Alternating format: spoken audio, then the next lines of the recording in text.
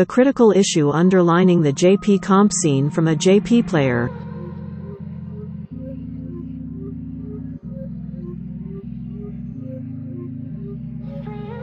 I was a long-time JP comp player and just want to express some thought about why JP teams aren't performing or quite frankly just getting stomped on LAN. I'm seeing so many people on my region are being critiqued about technical skills of player is just bad compared to other region. I agree that some of it might be true, but we do have lots and lot of mechanical beast, but I think the main issue lies in much different aspect. The issue I think is amount of coordination taken between the player is way too low, causing each player to play their own game too often. Sometimes some guy will just straight wide swing and die without saying anything. In the LAN, simply they are just not coming as much compared to others. We wide swing, watch my ping, shoot this guy. Watching you. These kinda micro call for helping each other, or just not that much in Japan. And this is just the issue happens in fights. More importantly, the amount of team action taken is way too low because of lack of comms. Yes, I see one guy get big damage and 3 men push. But I rarely see 3 men walk to get someone off guard or initiate the fight by timed cues, or counter 3 men swing out the door when surrounded. Macro else some team are trying to get as much space or chance to get a KP or setting win-lose condition between the ring to set the pace for teammates. I don't see that in JP often. Fnatic does it though. Most of it they will just sit tight trying not do anything risky, avoid damage, avoid the danger which they had to fight off and proceed to get stomped. And then I see some fans will starts to blame the player skills for it. I always felt that's just not it and wanted to see how you guys think about this. TLDR, JP region has way less comms and team coordination. Playing their own game instead of playing as team. From an outsider's perspective, I believe that APACN is just as good as Apex mechanically, but I think your observations are correct. Teams are often less coordinated in fights and macro-wise they seem to all play too safe. Taking bad positions to avoid a push, just to end another team when zone closes and they have to move. Are there high-level coaches in APACN that could help fix this? We do have plenty of analysts to list up which poi they can land without fighting next round. Yes, this is also critical for JP team not doing great, but we don't have any coaches that provide some other choices to make an better IGL. Playing too safe style is probably due to them feels can't do anything against foreign team which has better mechanical, comm level. Which will make things even worse for not taking risks to get better. I can't speak Japanese or Korean so I don't understand the comms, but it's clear that the APAC team's fighting coordination is so off, team fighting is really weak compared to other regions. It is because mostly they will rely on someone doing damage or ult dumping to make things happen, instead of coming to make more complicated fight call.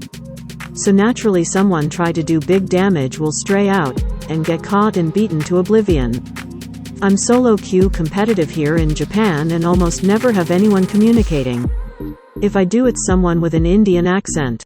If I come across a diamond or masters player they almost always frag solo and don't ping or anything. My Japanese isn't great so I don't watch any JP streamers but I intuitively feel like op is accurate. JP people just does not feels comfortable to use a VC in generals. It just do be like that. Do you think that it's a cultural thing among Japanese? That they tend to do their own thing, avoid fighting, both vocal and in-game, being less experienced to take control? Do they feel the pressure to be humble and speak less due to their heritage? Team fights and aggressive, strong comms seem not to be big problems to Korean or Chinese, Taiwanese teams. I don't know Korean, but we can all agree XT1 was very good at working together. I understand Chinese, and Chinese players don't mind shouting harsh to each other either. Also, they are well trained by facing the most toxic viewers every day, so I guess they don't hesitate making decisions, even it could be a bad order that leads to an ashamed result. And if so, I don't see any Japanese coach who can change this.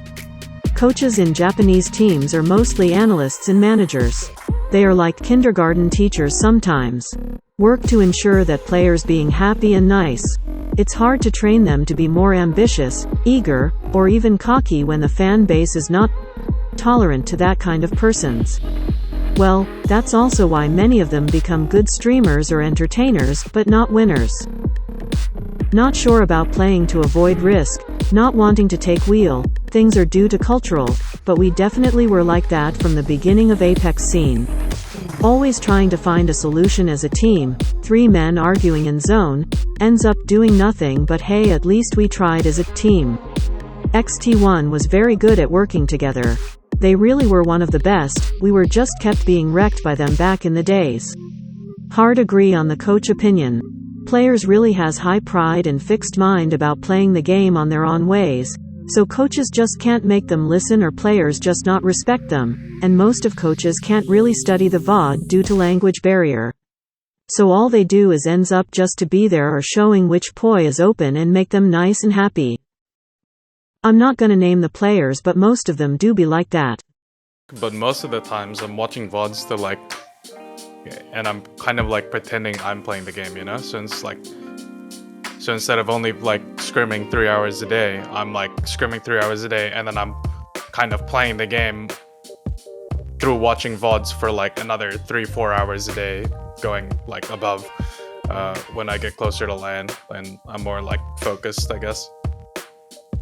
So you would say that you basically, through using VODs, you put yourself in decision-making practice reps, so that compared to other IGLs, when it comes down to we're in this spot, where do I need to go and put my team now, you just are just lapping everybody in sheer amount of practice? Yeah, no, I would say that's the case, yeah. And that would be like the biggest thing that helped you go from just a good IGL to the exceptional quality that you're performing at as of late. Yeah, I believe so. I think that's like the exact same thing that Zero used as well, to go from, you know, honestly, like Apex South is a decent region, was a decent region back when he won back-to-back. It was not by any means a good enough region to produce a back-to-back LAN winner, right?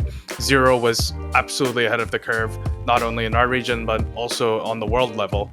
And that's because I'm fairly sure he's doing the same thing that I'm doing. I've never really talked to him about it, so I don't know if it's true, but he does watch like an unbelievable amount of VODs as well.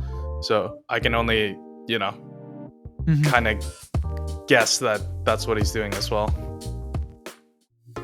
Viewers over here are really toxic as well, and trust me, players over here have as much ego as players in other regions. It's just they are going totally opposite direction to improve using that ego. Like they will try to be natural aimbot in one version 3 them alone instead of taking your teammates to wide swing together to win fights. Fnatic is good at this, but was unfortunately off at Champs.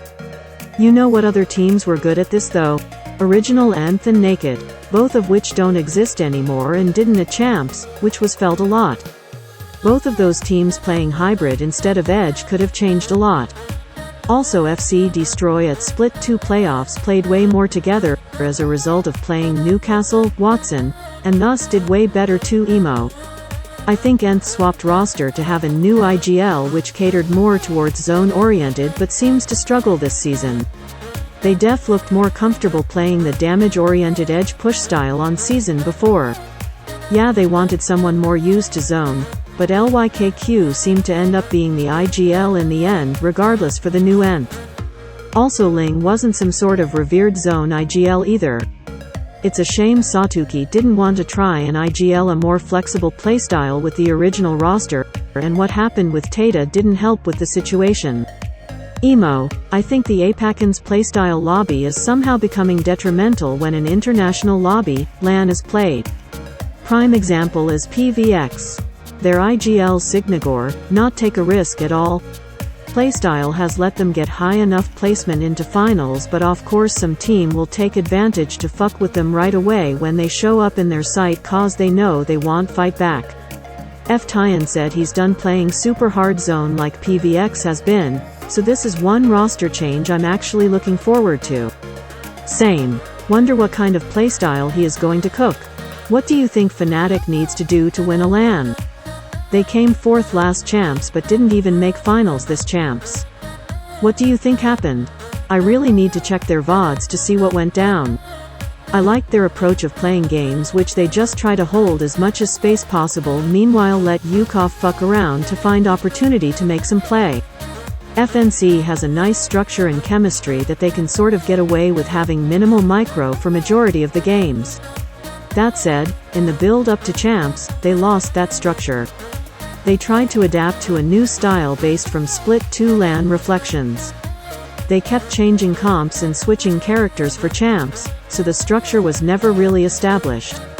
Luckily they still have semi-decent rotations and firepower that they topped lower bracket 1. IIRC, you understand Chinese, too. Did you try to watch POV of Chinese teams such as Dreamfire, or Chinese watch party like Restia's Twitch stream?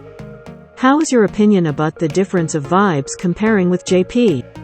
I do agree that JP players should be as egoist, arrogant, or toxic as young people in other countries.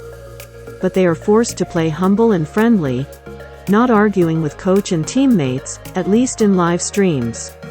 Although that aggressiveness and passion to win is needed in the competitive sport. Talented but not nice people like Z or Zero will suffer surviving in JP Region XD. Well, even Otani Shuhei is described as a saint in JP press. So that's JP audience's preference. Even Ross needs to speak very politely in Japanese to get fans. They've got a whole fan base whom will get butthurt over a one wrong saying on something, so yeah, even Ross has to keep the tone, and generally any big name over here won't even try to express their opinion. CN teams def comms more than JP team, that's for sure. Also the aggressiveness is way intense. Once they get a momentum they'll just rush through, and I like that. I literally said this going into the first post-COVID LAN and got attacked for it. APAC N teams are often 3 people doing their own thing and not team fighting like NA teams. I guarantee you if I post the same thing on Twitter but in Japanese, I too will probably get attacked and become public enemy to the scene lol. It's not just fanbase that's get angry, probably this will piss off some players and coaches as well.